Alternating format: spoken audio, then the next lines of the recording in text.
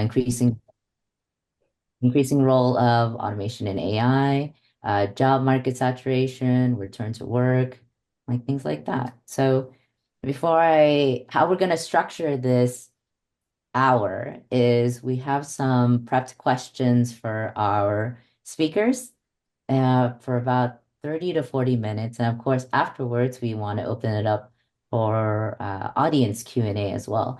And how we would like that to happen is I'll, prompt us, but if you have a question for our panelists, please put them in the chat, and then Vanna and Nia will organize them, and then we can go through them afterwards in the latter half of this event.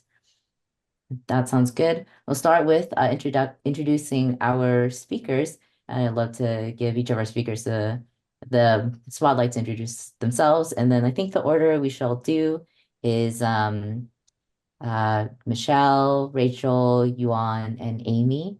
In that order. If you can unmute, should be able to unmute yourselves in the chaos of all that and give a short intro for yourself, and then I can get started with the first question. Ying, is there anything in particular you want us to mention in our intro? Any specific stats? Current role, I just leave it to you to keep it short and brief, what you would like people to know about you and what you're bringing to our conversation real quick. Okay. My name is Michelle Morgan. I am currently a partner in a UX design and customer experience design consultancy. I have a background in physical design as an institutional and commercial architect. And so I'm deeply interested in the merging of digital experiences and physical experiences that are sort of happening in our landscape. And I'm super excited to be here tonight.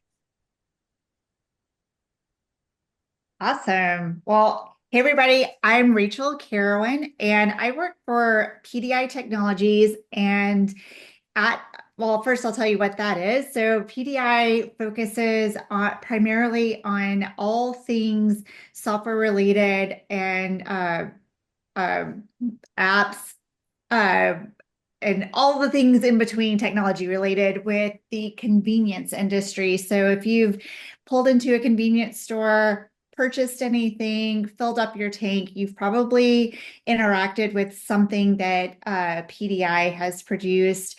The job that I actually posted is one of our consumer-facing apps, Gas Buddy. So if you're ever looking to track gas prices either in your area or on the road, that is an app. There are other things that we have on the consumer side when it comes to loyalty as well. And all the transactions in between. But what my team and I do, we now sit within the marketing organization, and we have responsibility for our product design, but also now focusing on integrating that and coalescing our brand design as well. So we touch lots of parts of the organization. And so I'm really excited to kind of talk about things that we've been able to accomplish with a small team and some of the paths we've navigated over the past few years. And also excited to hear about what's going on with all the other panelists and attendees tonight. Thank you, Rachel. That sounds really fascinating. I would love to chat more about that with you. Hi, everyone. My name is Yuan. If you have trouble saying that, it sounds like United Nations, UN. I hope that helps. I am currently a senior manager over product design at Kroger, the technology and digital pillar. Wait, maybe I shouldn't call it pillar. It doesn't matter. So if you are one of those shoppers who have used like a health score on Kroger.com, that's one of the products my team directly designs for and manages. Or if you have scheduled some health services like vaccine or wellness visits using Kroger services, the scheduling services is also what my team supports. So just want to touch on that so you get a basic understanding of what my team does. And very excited to be here. And fun fact, I used to work with Amy Stone and at UserZoom, which is now part of user testing. With that being said, I'll pass it over to Amy. So excited.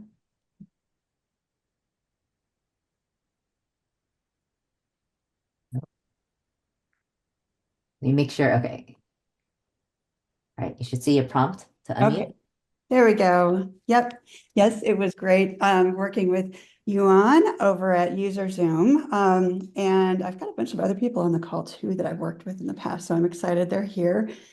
So I'm Amy Stone. I've worked in the user experience research and design area for 35 years here in the Atlanta area. So I've probably touched, on a lot of the companies that are here that are doing UX work at some point in my career or know someone who's on one of those teams. I was recently at UserZoom, but when UserZoom and user testing were purchased by a private equity firm about a year and a half, almost 2 years ago, and the cost cutting and layoffs started, the new direction of the company became pretty clear, and I decided that I was going to need to leave the company. It didn't align with my goals anymore. And so I decided to start my own company, which I launched in March, called Fresh Tracks HX. And right now I have a contract with a prime contractor for the Veterans Administration. I have 2 full-time employees now as of this week. And I am also working on getting preferred UXR vendor status with private corporations. Okay. What I can talk to you today about is the bro culture in technology, the glass ceiling, or sometimes called the silicone ceiling, navigating acquisitions and mergers, and also how to leave corporate and start your own company. So I'm glad to be here. Thanks. Thanks, Amy. I'm Yeah. sure you've all noticed like 2 things from the intros. One, this is a very small community and network, and there's always going to be multiple paths that overlap with each other. So it's very important to keep connected with your peers and your friends. And then 2, we've got a variety of backgrounds as well. I think that also shows that our careers can take different paths. It's never as linearly, doesn't always progress linearly like you think it will. So that's really cool to see just from the beginning minutes. So jumping into our prepared questions, Rachel, this will be for you. So as you talked a little bit about in your intro, you've been in a position or you've been in a spot to be able to position your teams to provide these kind of like strategic skills beyond just like UX and design skills that kind of provides a little bit of a protective barrier against like shifts in the industry. Can you tell us a little bit about how you established this? What were the steps that you took? And what's the thing to keep in mind for other leaders who may want to also take these steps for their teams as well? Yeah, for sure. And I will try to keep it brief as to not take the whole evening to just go on this very meaty subject. But yeah, so kind of like what Amy was describing, our company is a private equity owned company, and kind of one of the unique situations that we're in is that we're highly acquisitive, meaning that we have, and when I say highly acquisitive, I think in the past 5 years, our company has purchased, we're topping 30 different companies that have come together to bring together different parts and pieces. And so that's a big part of that is a very big part of the business strategy.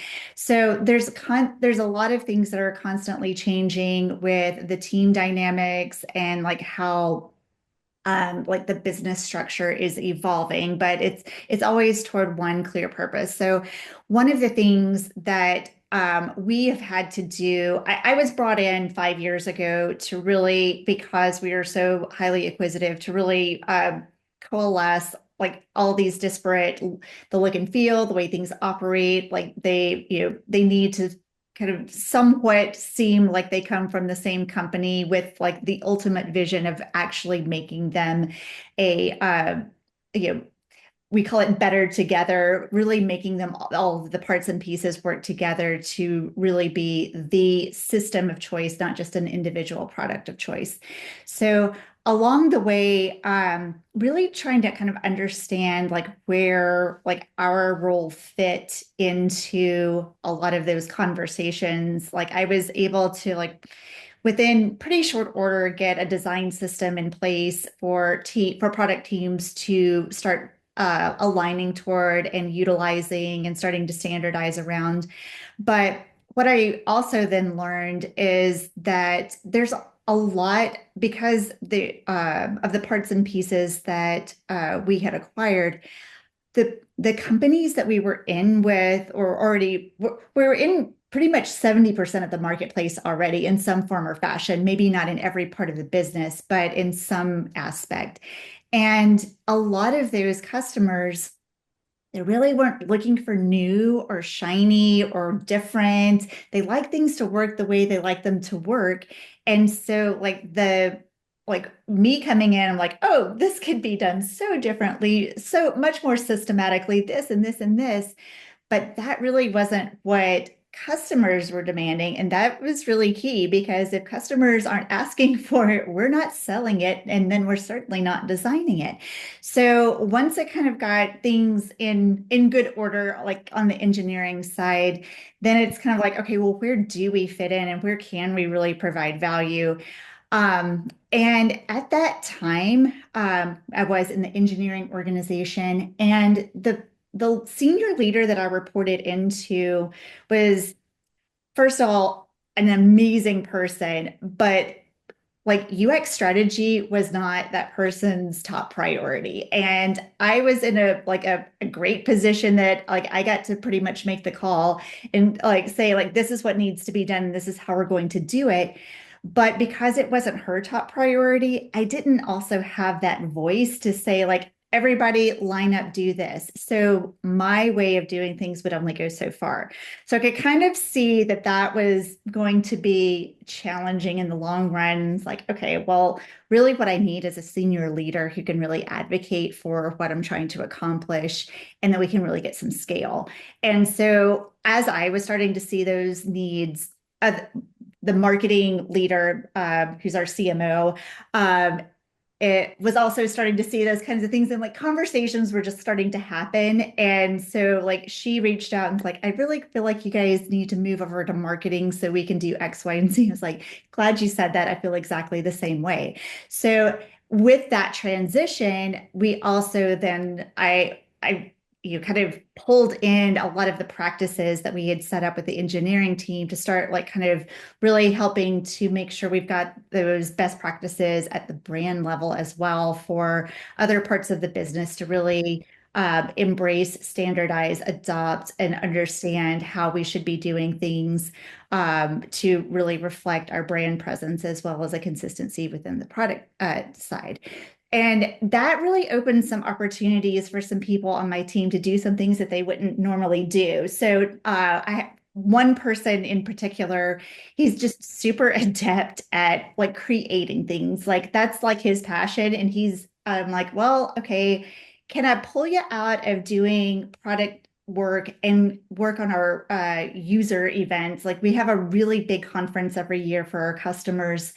And he has now become like the main stage producer of like all of like the video and like all. So he's gone from, desktop and mobile size screens into like full room size screen productions and has done that and beautifully. And so like now he's really kind of like earned that reputation as like a real design leader in his own right to be able to like do and adapt and do all these great things. And so now that we've kind of we have that on his resume, now the pendulum's kind of swinging back the other way. And it's like, okay, now we got like more product work to do because now we're ready to really dig back in and do some of those things that we really wanted to do a while ago. And so now we're moving some things around to kind of like make space for that. But being able to like transfer that skill set into another area of the business, even if temporarily, like got him exposure to do some really great things. We had some really fantastic results. And now we have like new credibility for what our team can do and offer more at the business level. That's awesome. So being able to adapt to the needs of the organization, seeing that there is an overlap of like what the certain set of skills that your team can provide and seeing where opportunities are and kind of you've essentially played a little bit of a matchmaker for your team, Yeah. depending on interest and then what the needs are. And that just developed the good rapport of not just your team, but also individuals in your team.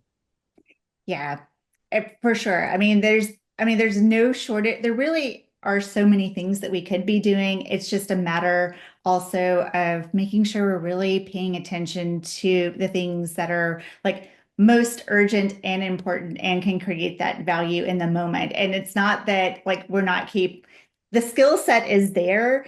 Um, to be able to do certain things on the product side, but the product team may not be ready to adapt them for a variety of business reasons, and we can get into that later. But like finding other things that we can sub in and that are more immediate and can have immediate value has been a big emphasis that I've had for the team to try to kind of help them to be more of a Swiss Army knife and fit in where possible.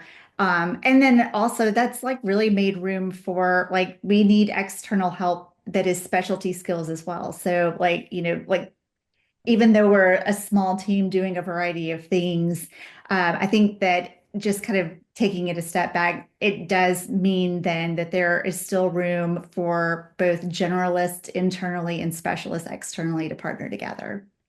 Yeah, I remember earlier you mentioned the setting up quickly a design system that all the teams can use, like an immediate quick win from the get-go, and then from there having the capacity to assess what are some of the more medium to long-term needs of the organization. Yeah. That's awesome. Thank you, Rachel. Since we're talking about right now shifts within an organization and how you react to that, Amy. Uh, for you, you've essentially like braved new ground and started your own UX firm, your own company after leading a very prominent research team at UserZoom. Can you tell us about some of the culture and the events from your time at UserZoom and previous companies that then led you to the decision to like strike it out on your own? And what would you say to others that want to do, something similar for themselves, especially in this current times that we are in? Absolutely, sure. So first, I do want to mention that I had my own company before. I founded it in 2008, and I kind of did freelance work for 10 years on my own, really getting work from people in my network, people in the Atlanta area that needed to outsource some UX research. So I had a little bit of experience in doing that, which was a huge asset for me because I was comfortable with running my own business and all the little things you need to know to be successful at that. I'd already done that, so I wasn't too worried about that part of it. But I did go back into corporate America 5 years ago, and I thought it would be a really great opportunity, and it was for a while at UserZoom. And UserZoom, if you're not familiar, is a user research platform. It has all sorts of software where you can do remote, moderated, and unmoderated research, collect data, analyze the data, and it also is a platform for you to recruit participants to be in your studies. User testing is pretty much the same kind of company. They were our main competitor. And so the private equity firm decided, oh, let's just bring these two together and we'll have market share and it'll be great for everyone. So that was interesting. It was exciting until you start paying attention to what's happening as the result of the new leadership. And you start looking at where they're prioritizing projects and money and people. And over the course of almost 2 years, they have had layoff after layoff after layoff after layoff. And it's just quite frankly sad that they took two companies and pretty much got rid of 50% of the people who used to be employees of those two companies to make this one company. So that was going on. Leadership was very excited. They were telling us how great the company's going to be, how much richer we're going to be. We're going to, hit the jackpot when we sell it, and all that's not true at all. That's true for the new leadership and the private equity firm coming in, but it's not true for the employees. In fact, when you're told that you have to do twice the work and you get the same pay, and your team is shrinking and the morale is down, but just stick it out and it'll all pay off in the long run. Don't listen to that. That's just that's the management's line to the employees to keep them around and to really get as much work out of them as they can before they sell the company for a profit. So a little more detail on that. After the merger, I gave it 8 months. We had a horrible layoff in October of last year, and my teammates, some of the best people I felt in the company, they were the most experienced, the most knowledgeable. They were the ones that were let go. And a lot of them were women my age. And so we were being replaced by lower cost employees that didn't have the experience in UX research or UX design. And so the focus away from expertise really was the giveaway that, okay, this is not a place that values my skill set anymore. Therefore, I need to come up with another plan. This is not going to work out long term. So in October of last year, I decided to leave the company, but I gave myself 4 months to figure out exactly what I was going to do before I did leave the company. And then in February, I left, launched my own rebranded company called Fresh Tracks HX in March, and just really hit it hard trying to do biz dev and get some clients in the door. But I think if you're going to do that, you need to have a little bit of cash on hand because it takes a while to get clients and to get work and to get that paycheck replaced. So it's a really good idea what they say. You might need 6 months to a year of savings in order to branch out on your own and really make that work out. So that's one little piece of advice. And then also, I think another thing that's important is the people who are laid off before you, those people are venturing out into the workplace and they're going to find jobs in other companies.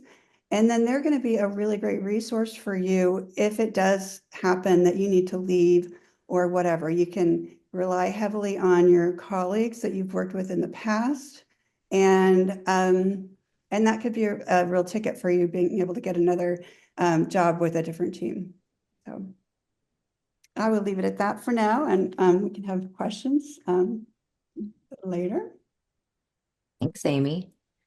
Yeah, it sounds like your time with UserZoom, there was a lot of employing your observational skills to see not only what leaders were saying to you and to your teams, but also what were some of the actions that they were taking as well.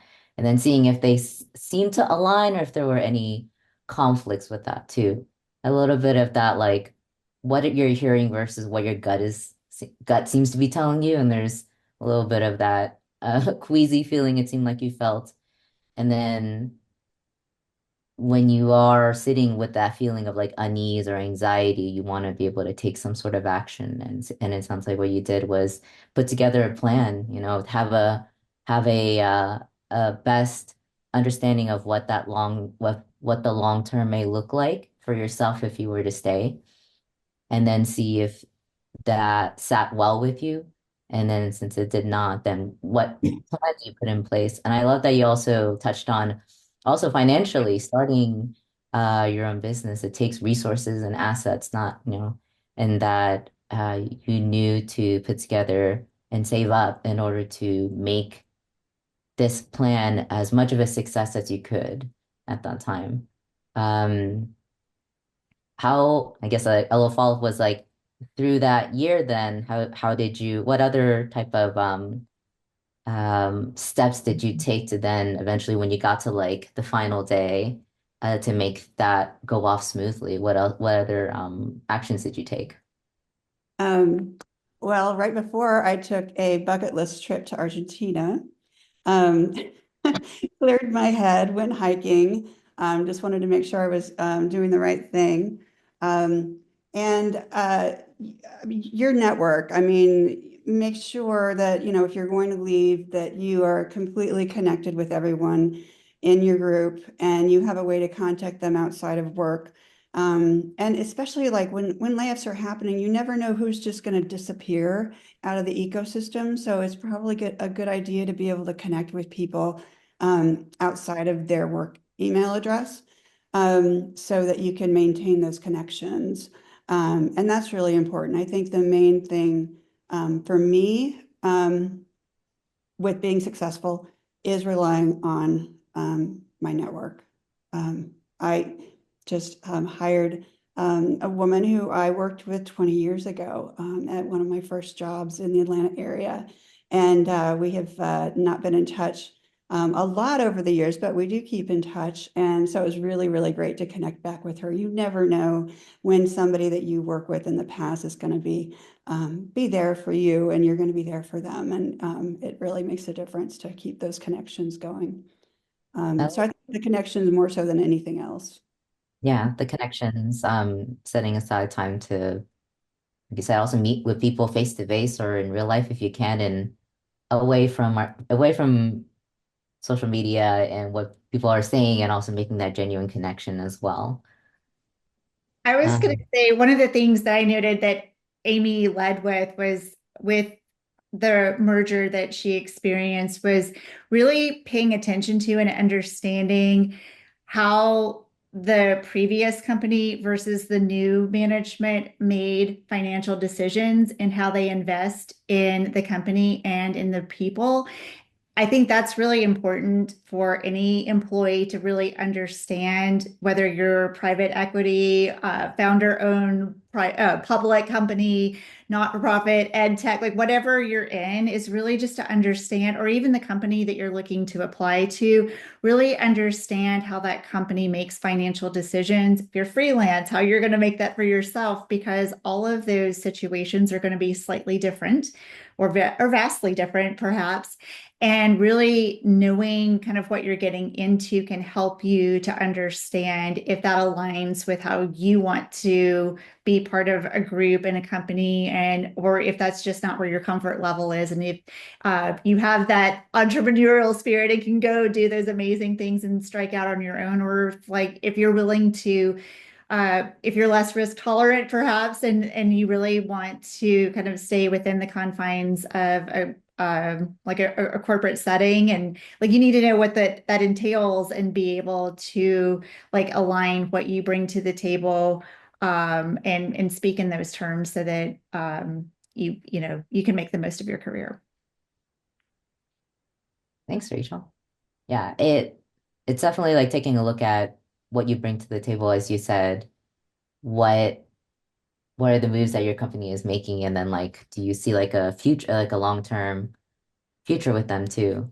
And also realizing there's a lot of autonomy that you can practice within your role in your organization in order to make sure that it works well for how you envision your career progressing too.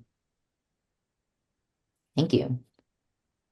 Yuan, so uh in your career, you become a bit more product centric and strategic as well, similar to Amy and Rachel. Can you walk us through your journey that you went through and how you've achieved this and how we can become more strategic in order to help us kind of navigate this market as well and kind of think what are some of the actions that we can take to kind of protect us and make sure that what we're looking for in our role is aligned with what we want. Yes, thank you for unmuting me. All right, so that was a long question. I guess I can maybe start unpacking some of the terms here first. So product centric. I think when I first went to school, um, I actually studied software engineering. That's actually designing a product. But that's how I got into design because then I was working on the information architecture, gathering user requirements. So I decided to take a different path and then I became a designer. And then UX started booming. And the design major I actually took, which was back in Auburn University, War Eagle, by the way, if there's anyone from Auburn. Michelle, you are, right? Um, so my major with design is industrial design, and industrial design, I would like to see it as like the mother of UX design because it really emphasizes that you need to balance user needs, which is desirability, business need, can business support it, viability, and the technical side, which is the feasibility. So from my early training, I feel like, oh, I deserve this title. I'm a product designer. But I think when I started in the field, it was interaction design, digital visual design, and finally UX design. And then suddenly I feel like definitely started from West Coast, maybe LinkedIn and a couple other companies, product design really took off. And now I'm in this org that is product centric. Each product designer is paired with a product manager and the product manager is responsible for balancing that desirability, feasibility, viability, which gives us designers or enables us, gives us a lot of space and opportunity to really advocate for desirability for customers. So I feel like I guess it doesn't really matter what your background is, where you came from. I think design is not making art. So you are essentially designing for business, and it is essentially product centric because you need to balance feasibility, viability, and desirability. Thank you. Um, okay, so that's product centric to me and strategic. I'm going to use myself as an example. I'm not like obsessed with myself or anything, but I don't want to share anyone else's information. So I'll just talk about myself. I've been all over the place, to be honest, over the spectrum of design. I've even done like print design, like the pre-flight, like the physical, like board work. I don't even remember what it's called. But even with things like that, you can be strategic. Um, and I think Rachel and Amy, you both talk about, really try to learn where the business is spending their money on and what's making money. I'm sorry, it sounds like I'm all about money, but like what the market need is, that's why they're spending the money on, right? And the customer needs. That's how you can stay strategic. Say you're maybe today you feel like maybe you're stuck in a production role. Maybe you are creating, I don't know, banner ads. Maybe your salespeople ask you to create 20 different ones for different distributor websites. But how can you make that more efficient for the business. Maybe you're creating templates, maybe you're automating the process using different tools and plugins. All of those things will help you establish your identity as a strategic leader.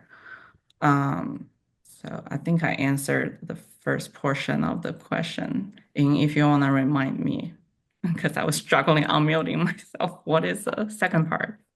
No worries, the Zoom controls today are just going to be a little bit wonky. Well, sort of like what I got from what you shared with us is like as you are developing your design skills from different disciplines, you are Right. also in parallel building business acumen as well. So I think that is a um that's something that can help differentiate you and also present yourself as more of like a senior leader as well, where it's you're not only and adept at your craft and your technical design craft, but also you are starting to pick up the priorities of your cross-functional partners as well in business and development being the other the Yeah, other two the other two thank you. I arms. think you're Being setting a able much better way. yeah. And being able to have that shared language and understanding, okay, I understand what are your incentives and what are your motivations. And when it comes to business, um, we all understand like what can we do to generate revenue and value for our customers, but it's like, increase revenue, decrease costs, make things happen faster Right. and then seeing how your work can align to that to then say like my design work generates value for the company because I understand what our business goals are and it's answering that. So it's not just my output at the end of the day of what I'm making, but it's at the end but then how does that ladder up to the overall organization values too? So I Yeah, Nielsen Norman actually has this great training about UX and ROI. And I personally like that's like one of the passions I have in terms of design. I like to talk about UX and ROI. I actually did a talk with User Zoom before I joined User Zoom when I was at Kimberly-Clark, and I talked about exactly what you're saying. Okay, even with the smallest task you're working on, but there's a conversion funnel, you tie it to decrease the cost, maybe with labor, then there's increasing revenue. So you want to keep speaking that business language. But yes, you continue sharpening your design skills and you show the quality of your work. You really show the value of design to the business. I think even as maybe someone who's very junior, who's fresh out of college, you can practice that muscle of yours. Just be comfortable talking about how you can tie your skill sets to design quality and how design quality can contribute to revenue. think that also speaks to what I think Amy and Rachel also mentioned of like just keeping a pulse on if you're interested in certain companies or even within your own, like, what are those business moves and decisions that they're making, and then just making that part of your routine through the week or through the day to just like, okay, understanding how the business world works, what are the moves they're making, and then like how can I position myself? Does that look good to me? Thank you. Okay. Um, and then finally, Michelle, diving into a little bit of a very let's see, very technical and strategic part is Yeah.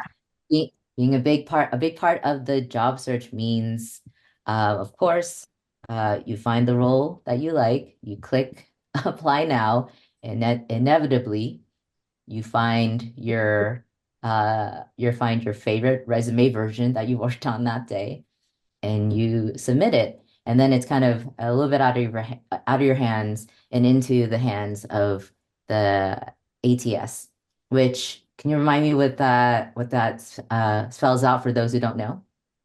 Yeah, that's your applicant tracking system. So I like to think of it as, as the robot that's going to read your resume as opposed to the person. So Ying, is it okay if I kind of give everybody just a little bit of context to Yes. what? Okay. So I've been working, I was in an agency for a long time. I was very happy there. And then I went out into this consultancy with a person that I had worked in the agency with, and we had a great time doing that. But it's not quite the right fit for me. And this is probably my fourth time owning my own business. And so it's given me a real opportunity to get very clear. And a lot of people are mentioning this about the parts of the business and what's sitting around you that you think this just isn't a good fit for me. It's not that any one way is right or wrong, but I'm good at sales and I enjoy doing pitches to the customer. I love writing proposals. I created our entire sales process and automated a bunch of things and systematized things. I love doing that kind of work. But I am at this inflection point in my career where I wrote a design theory as a young architect. I've been reading about things that have to do with that, with perception and cognition and spatial morphology for 30 years. And I'm ready to rewrite that design theory as a digital designer. And that's where I want to put my additional energy. And what I realized is I can't give a consultancy enough of my focus and also have something left over for that. And so I want to go back into working for somebody else where I can focus my energy on executing this theory inside some work, right? And it was really daunting. I'm a person who's had 3 separate careers. I was a physical architect. I owned a co-working space and coached startups for a really long time. And then I went into UX design. And the market is wild right now. We're in this really big inflection point where design grew massively for a really long time. And there were jobs all over the place and listings all over the place and stuff. And we're in this, I don't think it's necessarily a contraction. I think it's a shift about where the opportunities are. Big companies that have historically had lots of hiring opportunities might be at capacity and they're shifting because of uncertainty in the economy.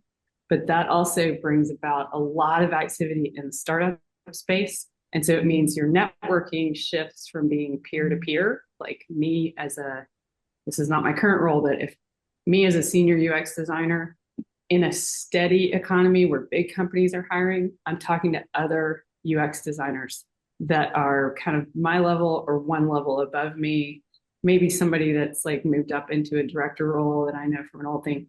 When the economy becomes uncertain, the opportunity becomes very fragmented. And so now it means your networking has to shift into people who are in parallel or cross-functional jobs from you. So your opportunity is coming from your friend that was a developer that you worked with 2 companies ago, or somebody that you knew that was in college that is now starting a company, or they were part of a startup and they just got funded. So your networking, like these types of groups are great for inside your industry learning, but you also need to pair that up with going out into other industries and going to their events where you can be kind of a unique person in the landscape. And going to like startup events where there are a couple of designers there, but it's mostly CTO and MBA people. And so all of a sudden you're kind of the unique person in the room. And so you might meet 10 people in an evening instead of, and you're differentiating yourself in that way, right? And I think this all lends itself to some ideas about networking, but also about your resume and how to think about it, that you have to be willing to talk to the other people in their language. And, that fragmented set of opportunities means you might be a team of 1 as a designer. So you need lots of different skills. You need to really understand these things that Rachel and Amy and Yuan are talking about, where you speak the language of all the other people on your team, stuff like that. So that's kind of where I am like now. But I've never interviewed for a job that I didn't get the interview through my personal network, right? Like, Amy, you and I are about the same age, and like that's just how you get jobs, right? And even in my UX career, I went to General Assembly, and then I decided, because I was the TA for the class after mine, I was like, oh, I'll bring in a bunch of people as outside critics, and it'll be like interview fish in a barrel for me, right? And it turned out that way. And somebody offered me a job from it. And then while I was there, I ran into somebody in a coffee shop and I said, hey, this is happening and what's going on with my job. Is this normal for the industry? And they were like, I don't know if it's normal or not, but I'm hiring. And I was like, okay. And so I went to go work with that person. And it's always been these very casual, somebody already knew what I was capable of doing. They already knew me as a person, right?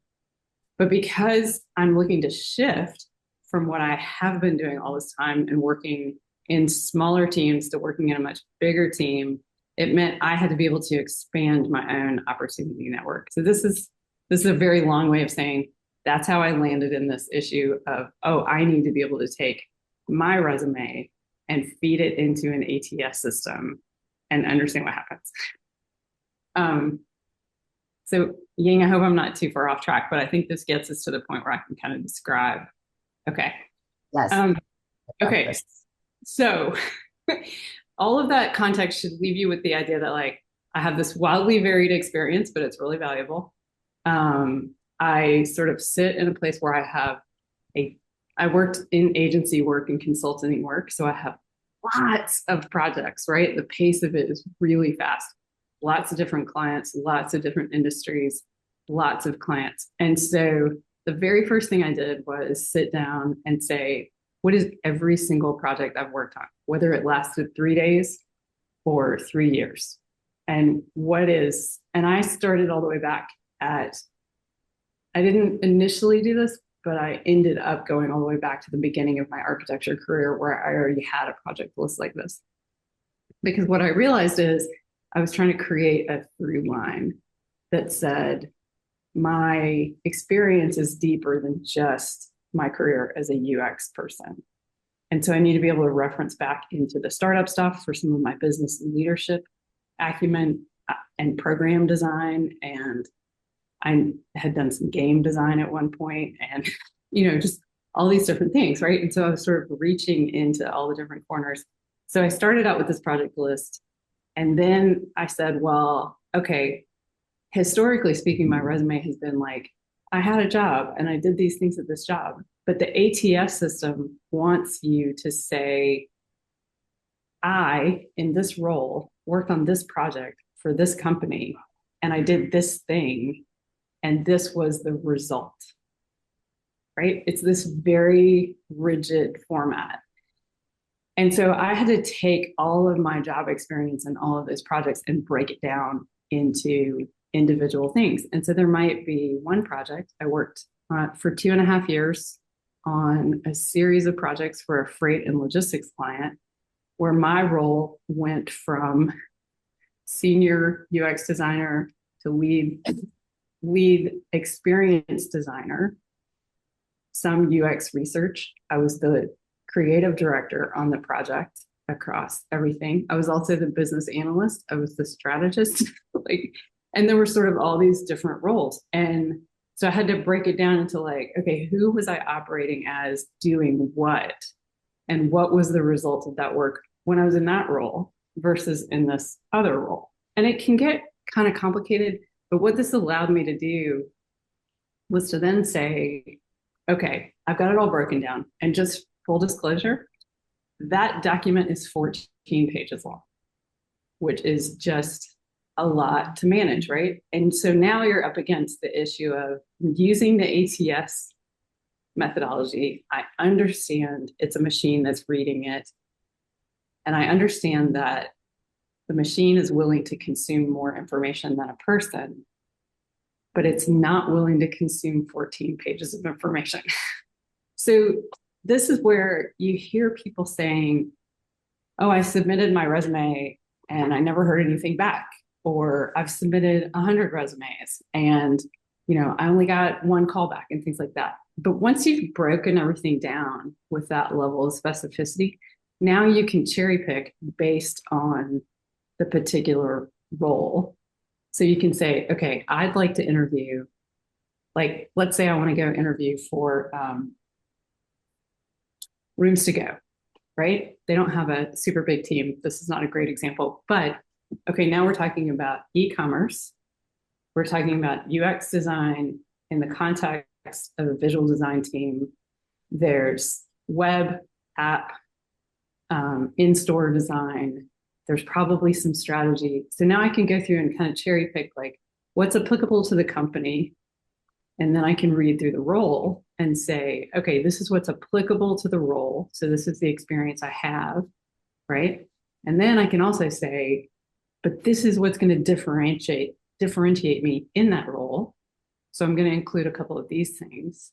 And then you're going to take what's unique about you that hasn't come through in the list of things that made it onto that specific resume, and you're going to use that in your cover letter. And now you've got, it might have taken you a really long time to categorize all the work to begin with. It took me 60 hours total to watch probably 20 to 30 videos of people explaining ATS systems. And reading through different, blogs and things like that to sort of come up with this system that I came up with. But yesterday, somebody called me and said, hey, there's this research position. Well, I'm not primarily a researcher, but I've done a lot of research. And so I was like, okay, so I've got every item. All I did was go into my spreadsheet and say, pull out the ones that, are associated with this tag. And in 15 minutes, I had a research specific resume. And all I had to do was say like, okay, this is what it is. Now I can't send an Excel spreadsheet, but I've got a master document that's a Word or a Pages document or something like that. And I can go through and very quickly edit it. I've got 6 formats I created for a basic cover letter using ChatGPT. I use them like, for anybody that's old enough here, I use them like a Mad Libs thing and say like, okay, let me adjust it specific to this role. Now let me look back at the way they're describing things. Sorry, my husband's in the background laughing. And use some of their language, but not all of their language, right? So I'm contextualizing both my experience my experience, what's unique about me that's going to put me a little bit ahead of somebody else.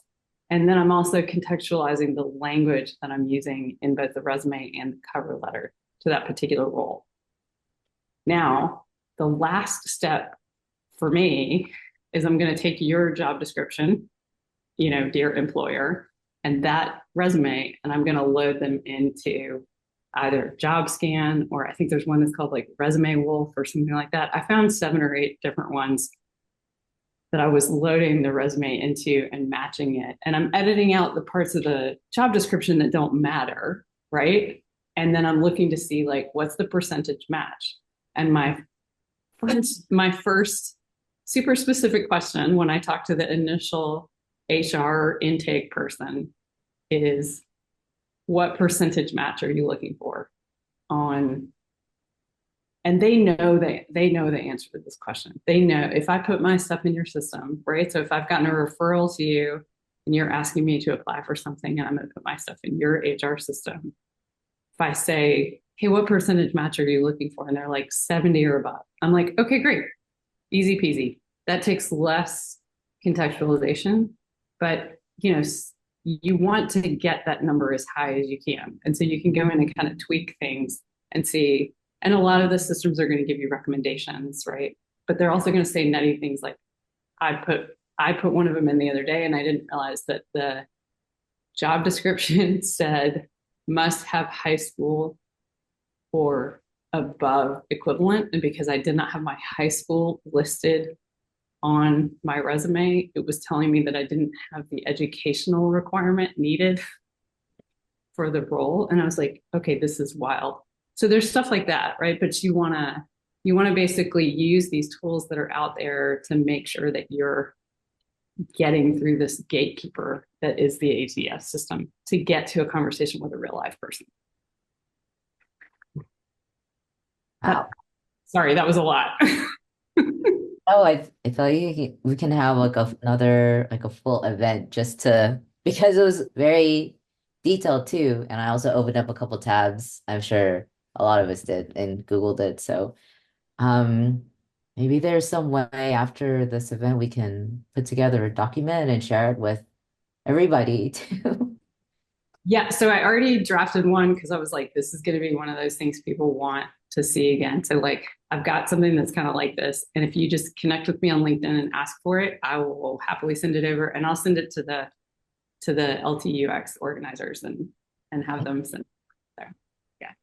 That's awesome. So to summarize the amazing journey you just walked us through. One was like finding, well, of course, network is number one, but also like finding opportunities from peers in different disciplines, different industries, and uh joining their conversations in their spaces, and then kind of you get to practice pitching yourself and introducing yourself to them and fine-tuning how you communicate your value to like their unique challenges or what they're looking for and therein they will then essentially like, oh, we need you on our in our organization.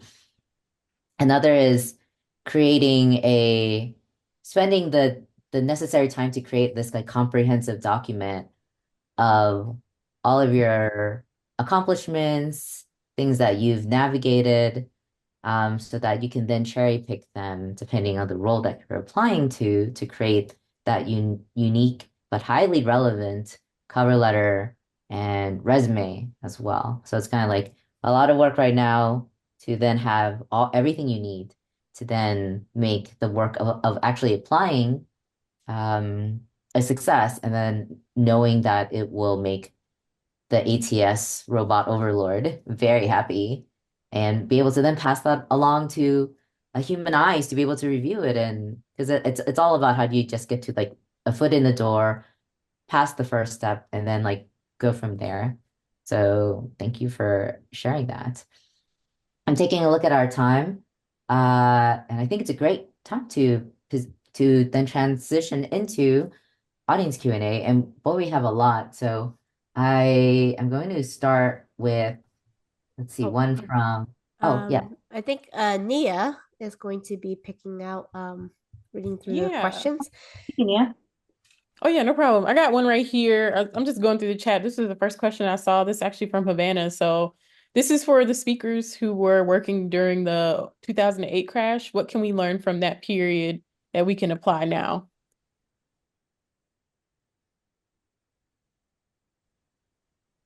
And anyone can answer.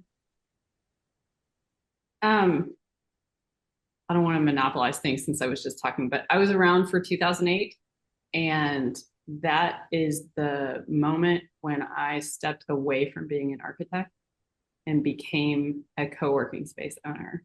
And I want to say, I think that's when I started to understand that the opportunity for the biggest piece of growth that's available to you, like it might look really scary to step away from what's been your primary career. And I had a lot invested in being an architect, and it's a, it's identity, it's all of these things.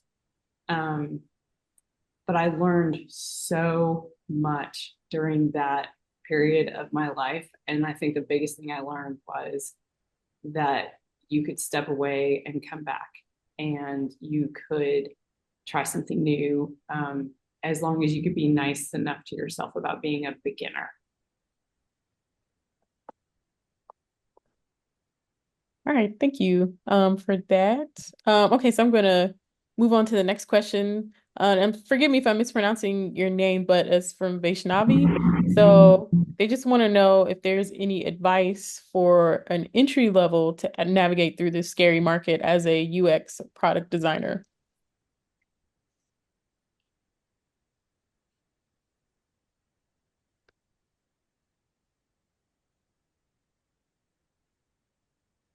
I can answer. Since we recently hired some entry level designers and interns. I think the top quality we really value is passion. I really have a lot to say about that because going through design school, I feel like every semester people leave, and there will be like 25% of us left at the end of the program after 3 to 4 or 5 years. And we all share the common quality that is passion. Passion will make you work through those dark moments, difficult times, maybe even underpaid jobs, but then it will also give you ideas. It will really inspire you. So that's just my little speech. But yeah, there's passion. And I think trying to think, clear communication, really important. I think sometimes maybe fresh out of college, students can be a little timid, and honestly, I was one of them. But the passion and hardworking, the get it done attitude, I think me and my colleagues that are hiring managers all really value that. I feel like all of you here can add some more, but when I think about like the top things, those are really important. I would agree with those. I was going to say, like, get to know people and show them that you are somebody that is great to work with, that you can be part of a team, you're willing to learn, you're willing to try things, you have a reputation of ownership. If you ask for someone's time to get to know them or to learn from them, be specific with what you're trying to get out of the conversation, and really, take it to heart and show them how you can put that into action. If they can establish that you are a trustworthy person that can get the job done and will grow and learn the things that they are sharing, then the ability to put more opportunities in front of you will be an easier sell. That's a really good point. Yeah, when you reach out to someone, definitely want to be very specific with your ask, how much time you're looking for, and the specific topic. Yeah, I will agree to that. You will definitely get better response rate. All right. Thank you guys for answering that. So this is the next question from, I believe it's Dominic. So for those of us who are on the job hunt, any recommendations on techniques to try to stay in a positive headspace during these difficult times?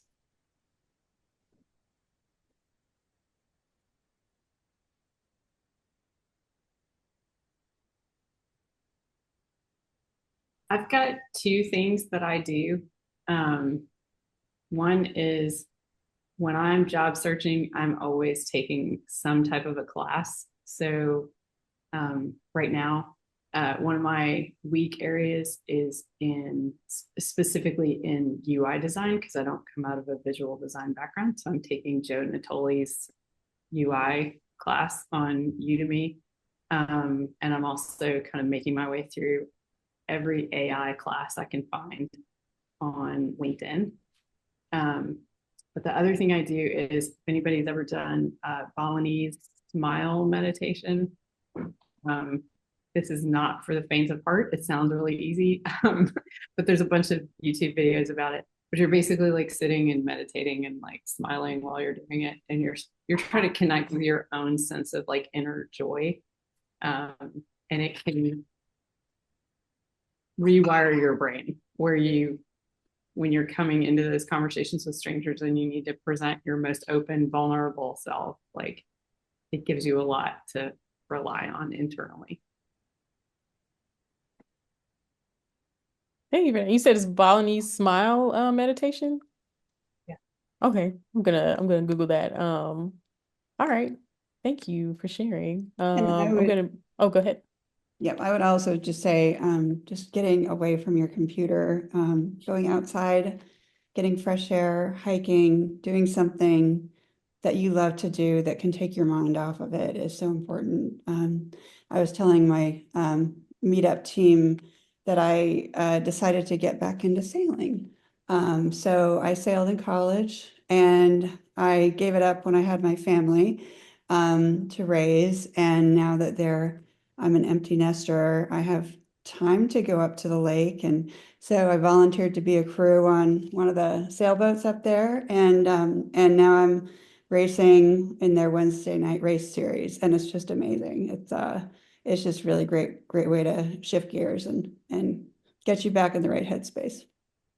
Yeah, sure. It's I think it was it touching grass, as Ellie said in the in the chat, but having very taking the time to do something not UX related at all, preferably outside as well. Great way to refresh your mind because it's an unknown, if you are job searching, it's an unknown task of like how long it's going to be. You want to set yourself up so that you can tackle it sustainably forever, forever, however long it takes. So don't be hard on yourself and have a routine where you are focused on this, on work or on the job search or interviewing or anything, and then on stuff that brings you joy outside of all this because we are more than just the screens that we present ourselves on.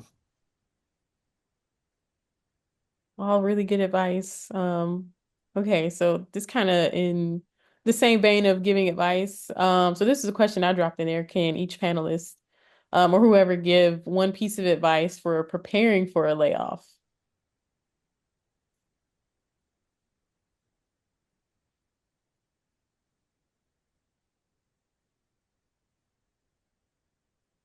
Um, I put one in the chat already, but I would also say that if you feel like you're at risk, like your company may be going through some rifts, um, think really hard about what your ideal new position will be, what kind of a company you want to work for. And I might also say, with respect to it's probably not as applicable for entry or mid-level positions for women, but once you get to a certain level, it's just really hard to get past that. And so working around the current system is one way to try to get past it. So you could look for companies that are owned by women, have women CEOs, have women in leadership positions.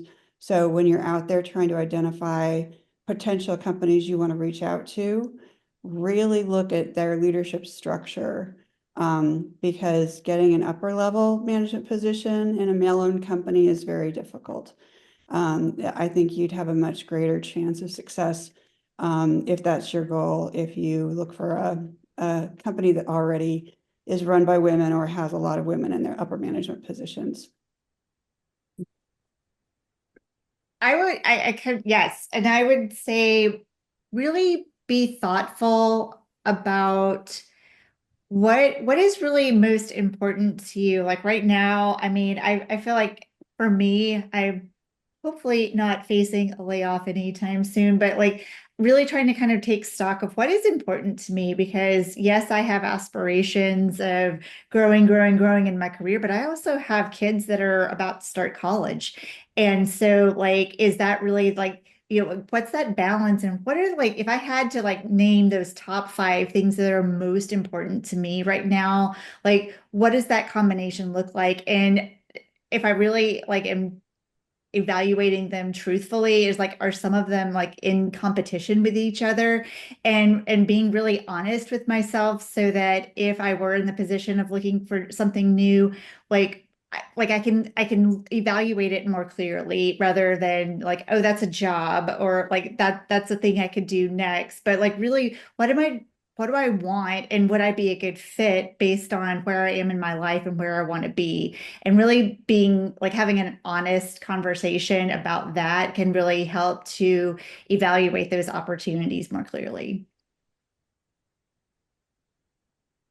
So I dropped mine in the chat as well, but I want to expand it just a little bit because I actually have a friend who knows she will get laid off in the next round.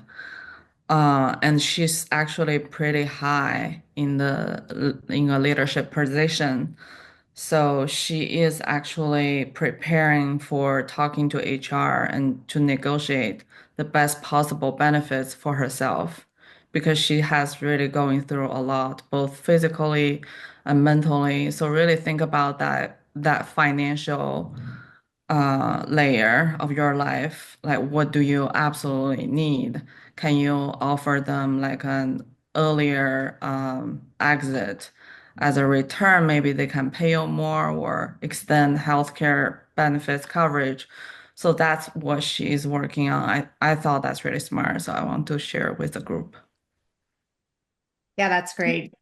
No employer is laying someone off out of joy. So that, Oh, yes, yeah, taking exactly.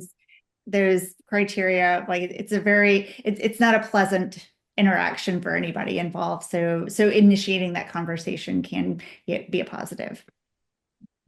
Yeah, thank you for bringing that up. It's another reminder that, keeping in mind for next time when you are negotiating, your next job as well, that it's not just pay, you can negotiate anything is on the table too. So knowing again what is the support and the resources that you need, and being able to have an upfront discussion on that when you are negotiating an offer from a company. That's important. It's severance can be on the table too. It's like in the event that this may happen, what is your company's policy for, the benefits and for that as well.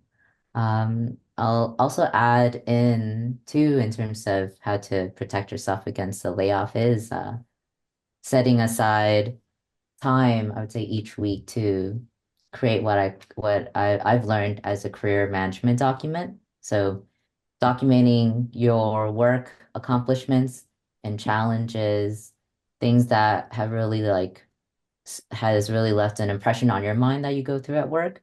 Because if you do face layoff or when you do want to then transition to another opportunity, you don't need to sit there and try to remember everything that you've done. You now have, again, a document that holds your brain and all the content in it that you can then reference to structure your conversations, your interviews, the resume that you create, the portfolio that you update. So like Havana and also Leandro said in the chat, the best time is right now is what you can do to um, set yourself up for success. So thank you all for sharing that. Yes, thank you. How are we on time? Do we have time for how many more Still questions you think? one more question. One more. 'Cause some of these questions you guys already touched on. Like, let's see. I'm trying to find a good last one. Um, kind of answered a lot of these already. Um,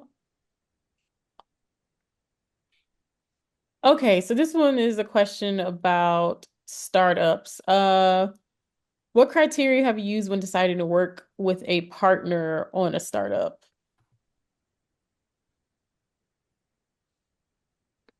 Ooh, that's a tough one. Um, gosh, I've heard it's like getting married to someone. You really have to know that person well. And you have to be in alignment with the direction that you want to take the company together. At first, I thought I would start my company with another person, but her timing didn't work out. And And so I went full steam ahead, and now it turns out I'm not sure her vision about what she really wanted would have matched well with mine. So I'm glad I didn't do it. But that's a tough one. I have not done that. I have not had another partner partnering with me as a co-owner. So anyone else? Yeah, I have done that a couple of times, and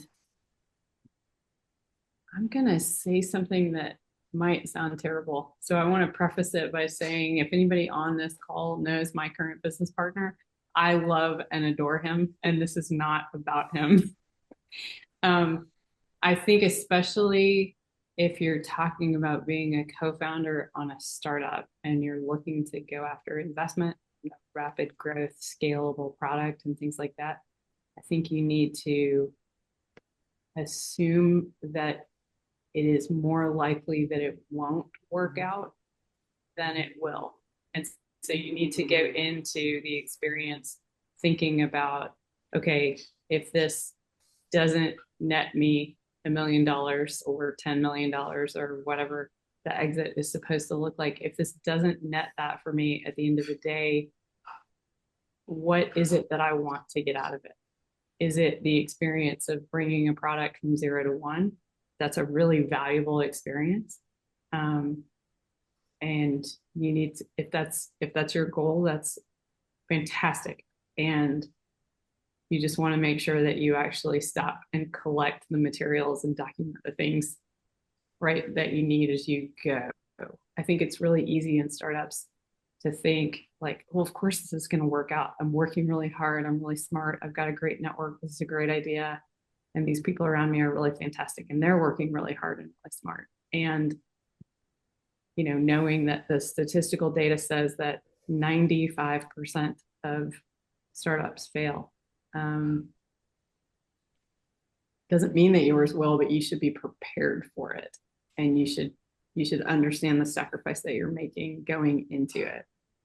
And I think you can go into any partnership relationship like that with the very best of intentions, and you and that other person might be really, really compatible, and it might still not be the right fit for you at the end of the day. And so I think maintaining from the very beginning really open conversations about where you are mentally, financially, physically, and the relationship. You know, when you get into a business relationship like that with people, your spouse is in that relationship too, and your kids are in that relationship.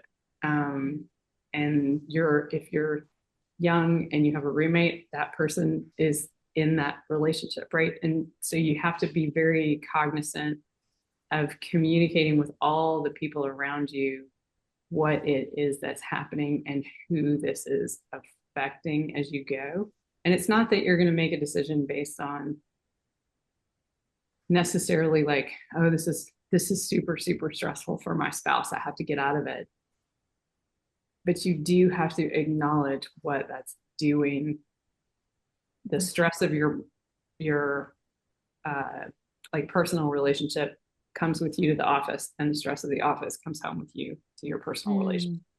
And you have to be willing to acknowledge that you are having an effect on all of those people so that you can really see the full cost value assessment. All right. Thank you so much for that. I'll pass it back over to you, Havana, or Yeah. I guess Ying, so we can close out. Yeah, let's close it out. Everyone take yourself off mute if you can. Actually, maybe you can't, but I'm gonna clap for all of you. Thank you so much to all of our amazing speakers today. You will find this recording on our YouTube, so be sure to follow. And I know we didn't get to everyone's questions. There were so many good ones in the chat.